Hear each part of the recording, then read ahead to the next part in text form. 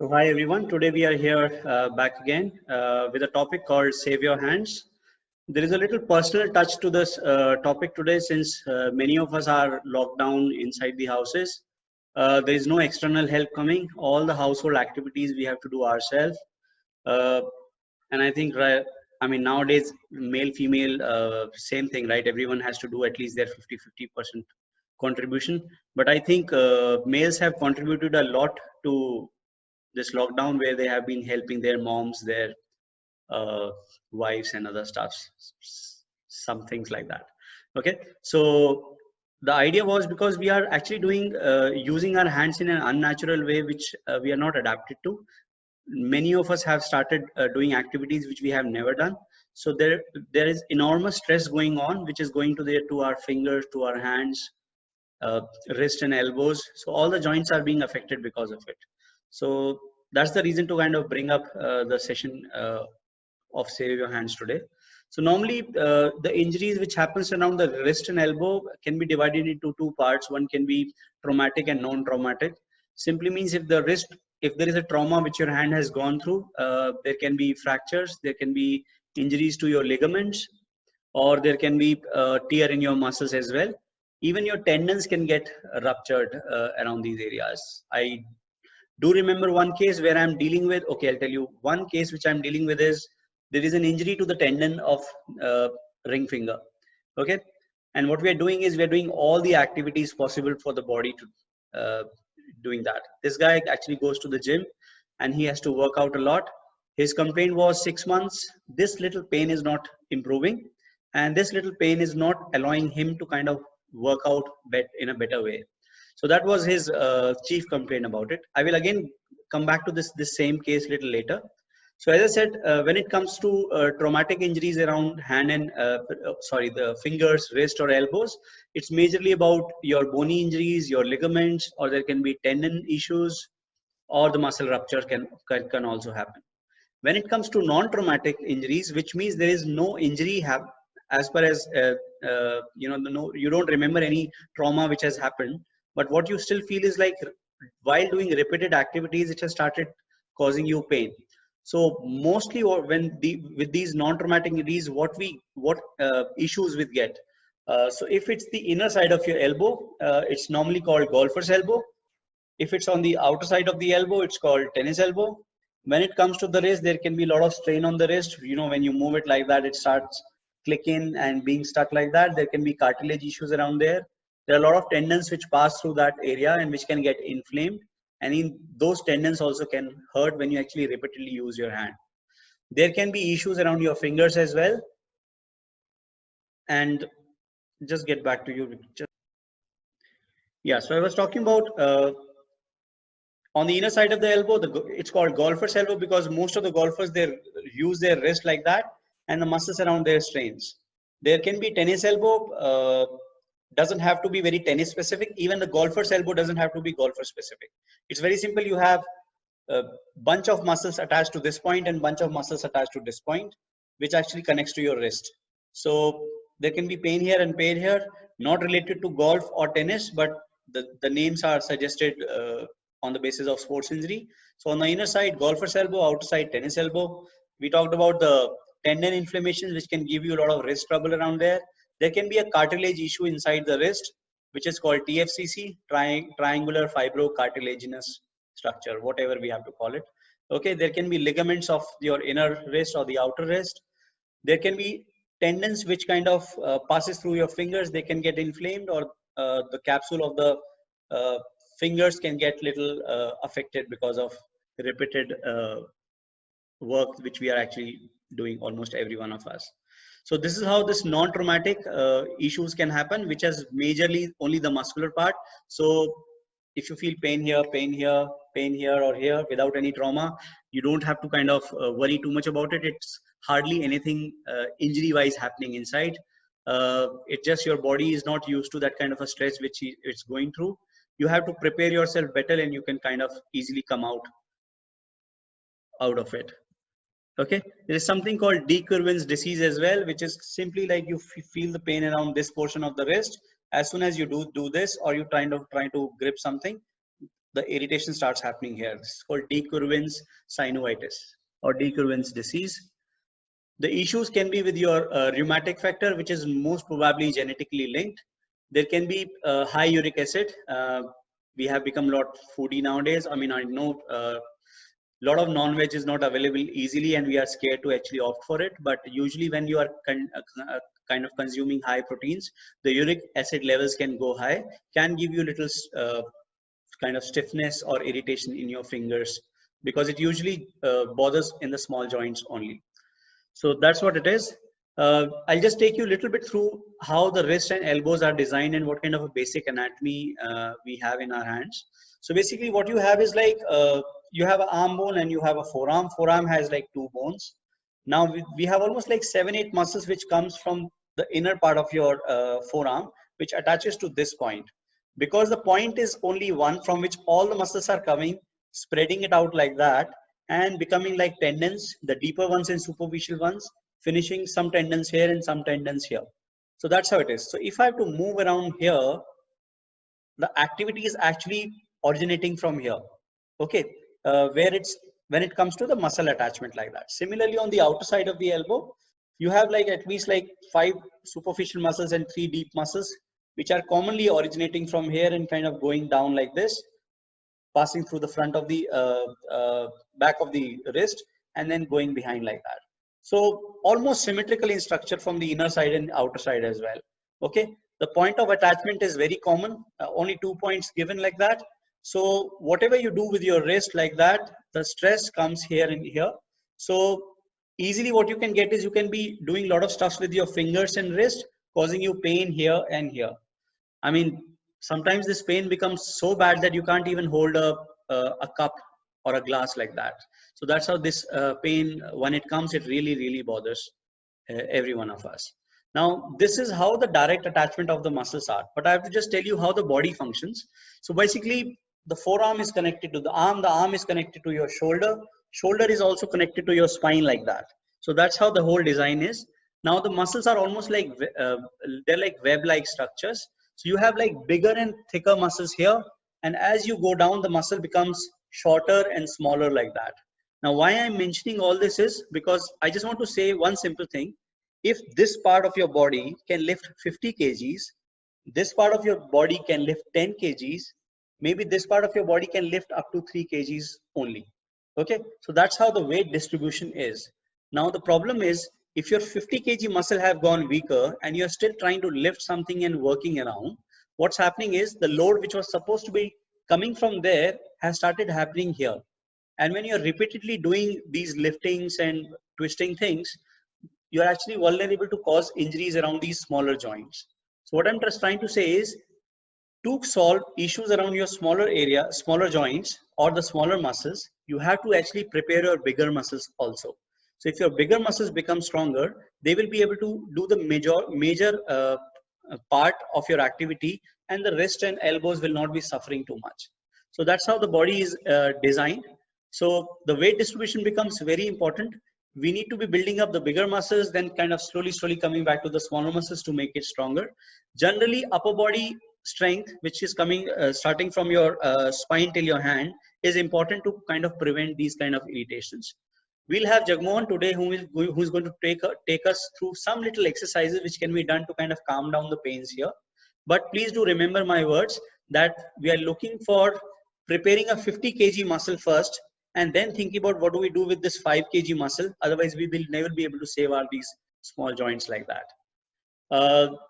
The case which I was mentioning you earlier, where there was a patient with irritation of the tendon around the ring finger, he used to be like a heavyweight lifter, and he used to exercise, he used to do pull-ups and all that. Now, this little pain made him stop complete gymming, because anything he was doing, the pain was causing here. Now, he was too much interested in how do I solve the pain here. Now, the mechanism which I was telling you, if that mechanism doesn't improve, we cannot actually save this little joint. In fact, this can become a bigger issue in future if you're not actually taking yourself through that. Now, this case was like 6 months, not getting relief from the pain. We started working on it. Yes, it took around like 2 months or so for him to improve, but gradually he improved like that. The strategy was very simple. We need his bigger muscles to function again. Before that, we need those joints where the muscle attached. They need to be getting mobilized as well. So flexibility of the spine there, strength of the bigger muscles, and then coming to the smaller muscles to kind of strengthen back again. So that was the whole idea of doing what we did with him. It took 2 months for him to get better. Almost like 1 month, he was not allowed to do a lot of high gripping activities. And again, Jagmohan will also today take us through, how can we modify our grip when we are doing certain things, which can help us recovering from these small issues. Over to you, Jagmohan. Thank you, sir. So now I'll be discussing about the exercises which you can just simply do if you have any wrist pain or finger pain. So whenever we start with it, when the pain is there, all the muscles tend to go into stiffness. By stiffness, I mean like muscles generally they run in a uniform direction. But when the pain is there, some of the muscle fibers get haphazardly arranged and they form nodules within themselves. Okay, so I'll just give you the example of my t-shirt. So if I'm just doing this because I'm not holding the t-shirt, it's flexible, I can easily raise my arm upwards. But if I hold the t-shirt from here and when I try to do, now this is my full range. After that, I have to really struggle a lot to take to the full range. Now, this one is a normal muscle, but whenever nodules become, they tend to limit the joint movements this way. So a simple way to release those muscles is by using your thumb to release those. So there are two group of muscles which generally get stiff whenever somebody has wrist or finger pain. So the first group of muscle is, I'll show the side view. So whenever we straighten the arm, we feel this prominence. So I'll just be closer so that you can notice. So this particular prominence. So right from here, the muscle goes on the back side of the wrist and on the fingers. So they have to do this particular movement. To release them, you just need to get this, just get that bulk right and keep the arm in this position. Now with the opposite thumb, you just try to dig in there to feel a discomforting point. So it's not so much about pushing it in with a lot of force. With a moderate pressure, you just need to dig in the point. You'll find that there's some area where you're not comfortable. So that area, you can hold it like this for 30 seconds. Slowly, you'll feel that the intensity of pain or discomfort which you felt is getting easier. So once you get that, then you go to the next point. Main intent is those nodules which were there like in this position, they should be allowed to disperse.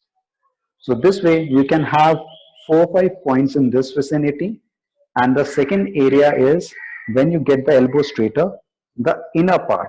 So right from the bony prominence, a muscle goes diagonally downwards like this. So that is the second muscle which gets tensed. So all you need to begin, just right there in the front of the elbow crease, you just go 2 centimeters down and dig in again. You'll feel that there's some area at some point which is causing you trouble. There again, you can hold it for 30 seconds like this and relax. And then you can just go 1 point away from the midline and 1 point closer to the midline. So this way you can do this on both outer and inner aspect at least twice a day.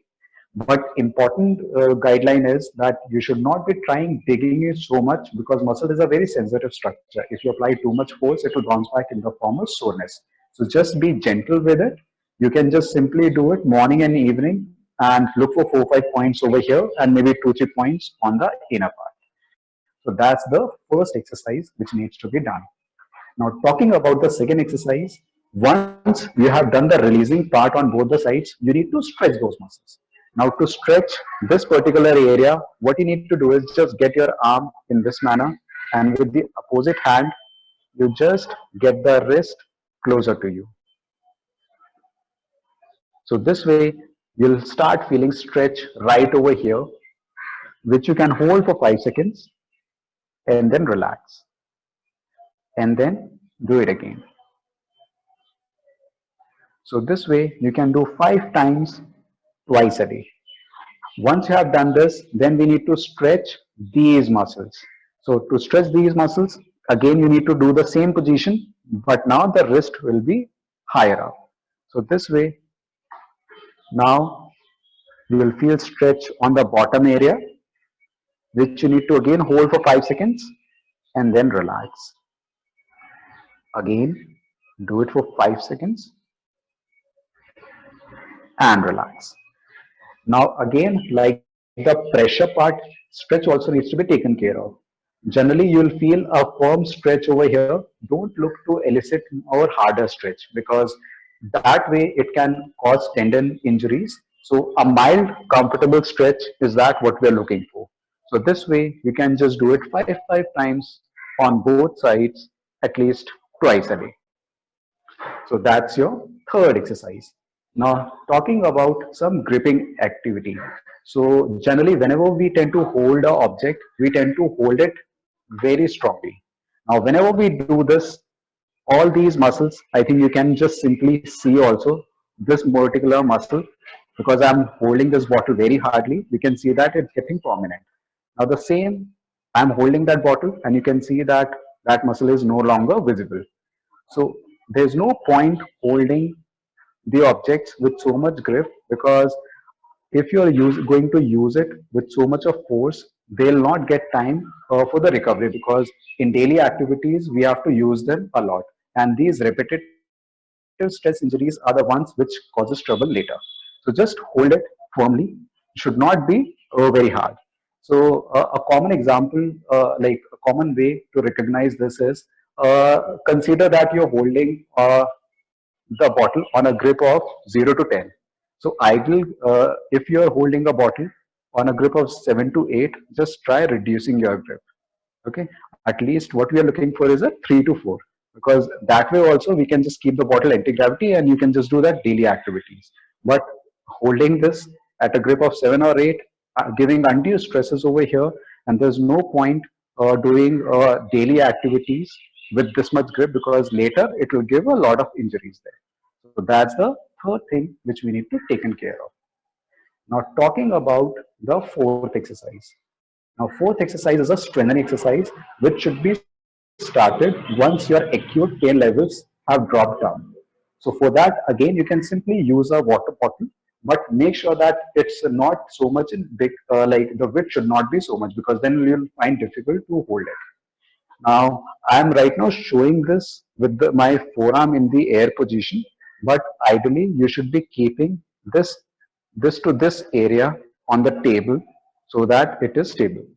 Now, all I'm looking for is just try to lift the bottle up and down.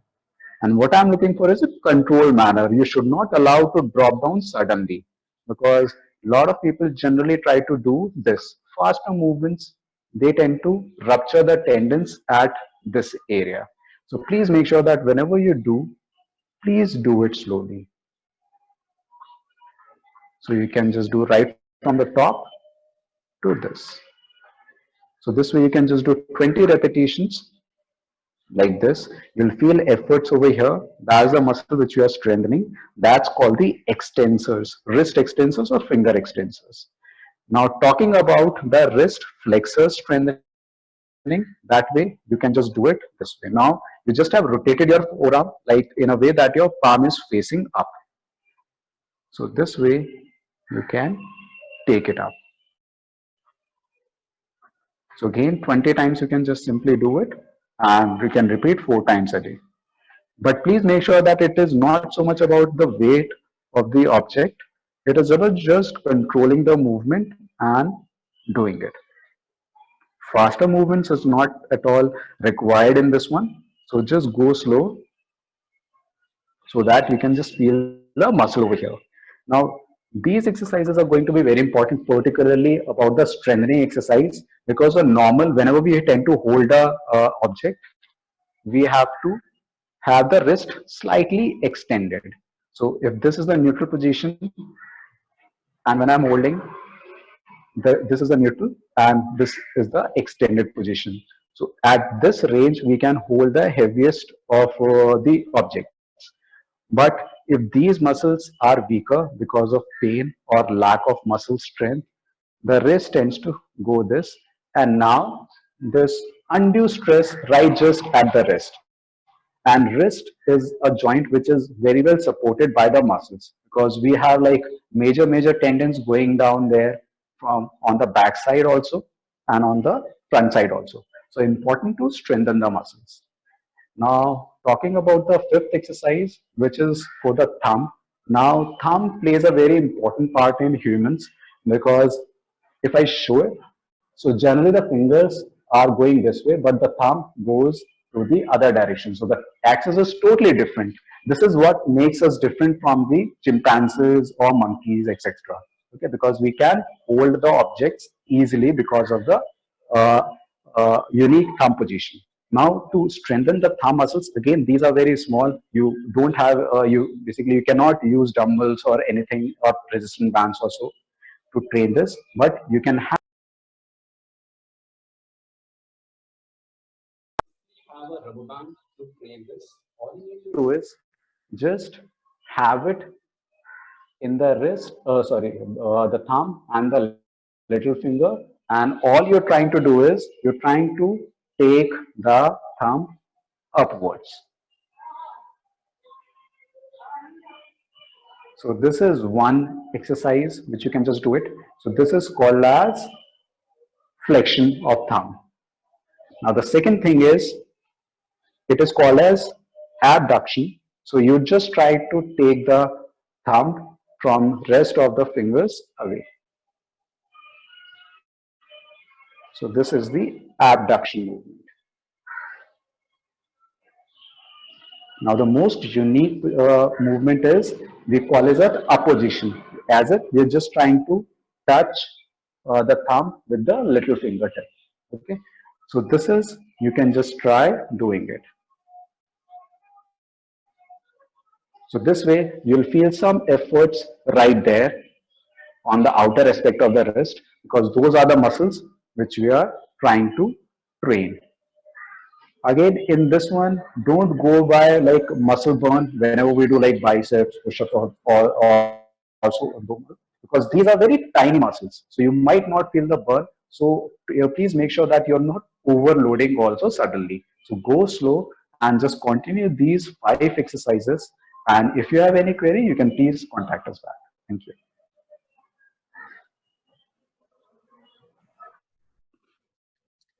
Yeah, so that was a nice explanation from Jagmohan regarding what all little activities we can do. All this is general advice. We have to keep things very basic, because now when we deal with general masses, we didn't know what all exercises will suit someone and what will not.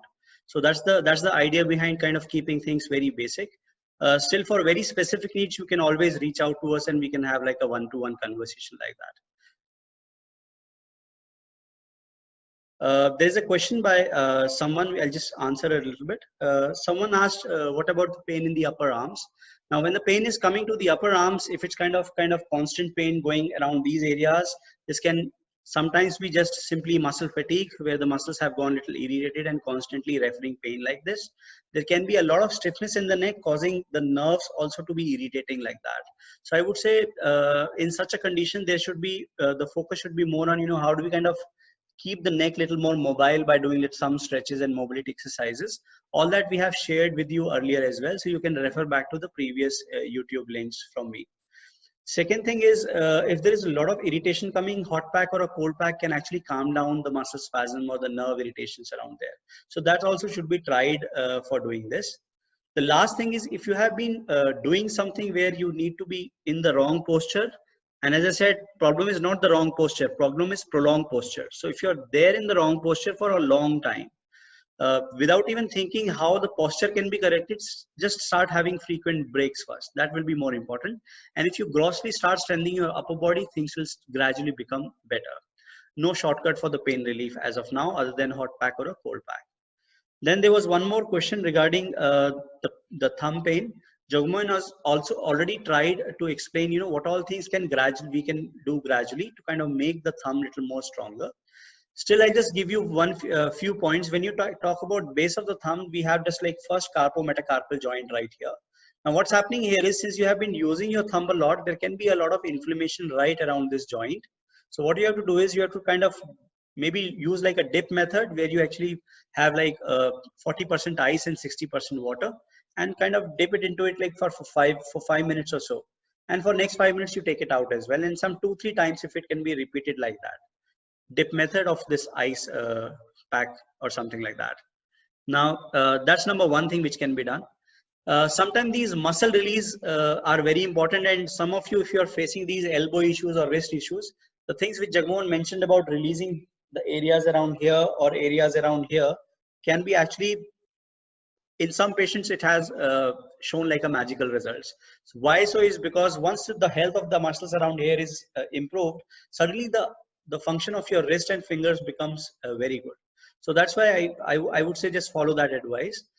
Just the last thing which I want to take about is, if there is a base of the thumb pain, there are muscles right here to kind of do the flexion and abduction of your thumb. What you have to do is, sorry, the adduction of your thumb. So that muscle can be strained and causing you a referred pain into the joint here as well. So that can be one factor. You simply have to kind of place your finger like that, if I can show you in a better way, and you kind of really compress it like that, and you'll find pain there. So I'm looking for 30, 40, or even 50 seconds. If you can just keep holding it like that, the pain, and with it 50 seconds, you'll find as if the pain is kind of easing off a little bit and little bit like that. Okay, so that can actually help in relieving your thumb pain from there. So hope I was able to help. I said, will this help also with people who type a lot, or on the mobile or keyboards? Is this a good exercise even for the fingers in general? It will be, ma'am. Once you actually release these muscles, you're refreshed to kind of work with your fingers again. So what happens is, the way Jagmohan was telling, the muscles are actually aligned in a very uniform fashion like that when they are healthy, and when they are unhealthy, they kind of entangle it like that. So it's almost like when the hairs get kind of locked like that. So that's how the muscle fiber behaves when they are unhealthy, and when they're healthy, this is how they behave. So when they're like that, the movement of the muscles are very good, and the force can be generated very well from this.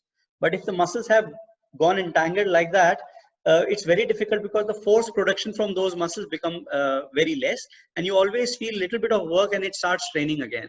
So massaging around these areas can be really, really helpful. I would still say short breaks from your laptop and phone work will be important.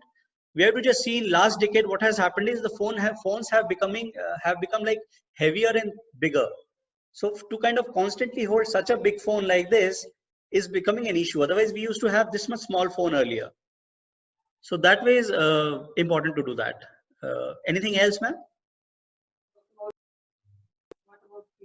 Feet ka, I think they'll show. Even could you show exercises for the feet, like probably in a later session, exercises for the feet, just the Ma'am, what we can do is, okay, what I'll do is I'll kind of share you the link, because last time we have actually already taken the session on the feet. Oh, okay. So there is a YouTube link to it. I will just arrange how I can send it to you as well. So there can be a message from our clinic's mobile number or something like that. That'll be great. Also, could you cover on the correct posture to sleep? Correct posture to sleep. Do you want us to kind of practically demonstrate it? Let's take a separate session on that, ma'am. Yeah, sure. Because I'm very confused with whether should I keep a pillow under my neck, because I sleep sideways, but I'm still not sure about the neck posture. Yeah. So that would be great. Ma'am, next session we'll be ready with this. So please come and join us for the next session as well. It will be like just in 2 to 3 days from now. Will do. Thanks. Kunal sir, I have a question regarding the exercises which Jagmohan has given, like the short muscles one, and from the forearm and the back arm. I have a question that my pain started, that I have this problem. So though I was using the neck exercises practices from quite a few days, but that pain, my pain was started all around from the back side, and then it from the shoulder, and it started inflammating to elbow and then the wrist. So my question is that as Jagmohan has prescribed to do those exercises, you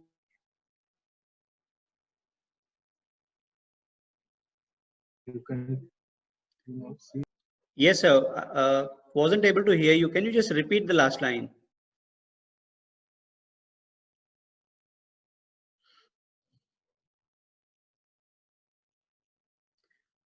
Hi, sir. Please repeat the last line.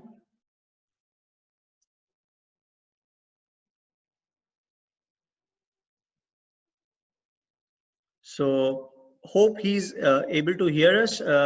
What I got from his question was he's saying the pain originated from the back of the shoulder and kind of started going to the elbows and the wrist as well. Well, today's session was for the repeated stress which causes pain and irritations around the wrist and the elbows. What he's describing looks like a neck pain, which is kind of irritating his nerves and coming down in the arm as well. I would say for this, we need to be actually going through the separate section which I have taken a long time ago, where we were talking about, how do we kind of improve the spine mobility, since spine is becoming most vulnerable in this lockdown, where we have to sit a lot and we have been doing all the unnatural things to the body as of now, sitting for long hours, not sleeping enough, or maybe oversleeping. So all that issues are happening. So primarily the spine is going for the toss. So having good spine flexibility can actually help us in calming down those nerves. And again, the answer for acute pains are, can we just do a little ice pack and or a hot pack kind of things like that. Hope I'm able to answer your question, Gaurav. Do you want to kind of speak something else? No, I just said that I think you would have listened to all of my queries. Because due to network interruption, I think I could not explain it in Just the a full last line manner. I missed. I just said that as the pain is as the pain is originating from my shoulder, and then it has implemented over the last 2 3 days to elbow and then to the wrist. So which exercise should I opt for first? Should I opt for the exercises which Jagmohan has instructed for the forearm and the wrist, or I should start practicing my earlier exercises like bear hug and the ball squeezing and all sorts stuff of the exercises which you told me to do? I think we need to be primarily looking at the flexibility around your spine, especially your neck and your upper back. So working for the mobility, regaining the mobility of your neck and upper back first. And parallelly, if you think the arm always irritates a lot, the advice which Jagmohan gave us can also be included, because these muscles are becoming under strain. If not because of the stress of using the hand, it's coming because the nerve is irritating and making these muscles into spasm. So Yes, that ways, exactly. yes, you can include these releases as well.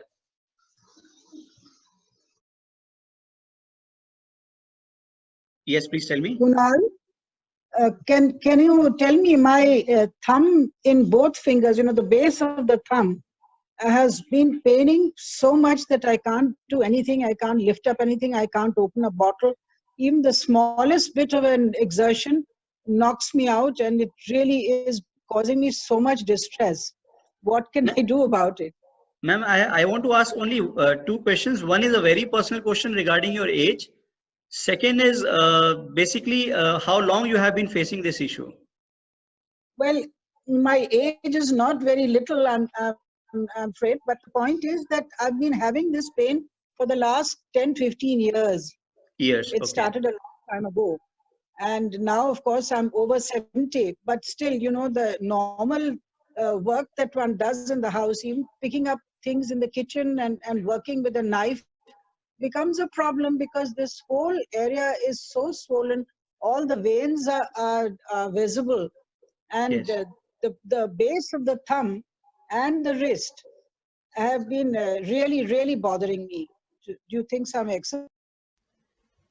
As you described your problem, ma'am, it looks like there is a little arthritis at the base of your thumb on both the hands.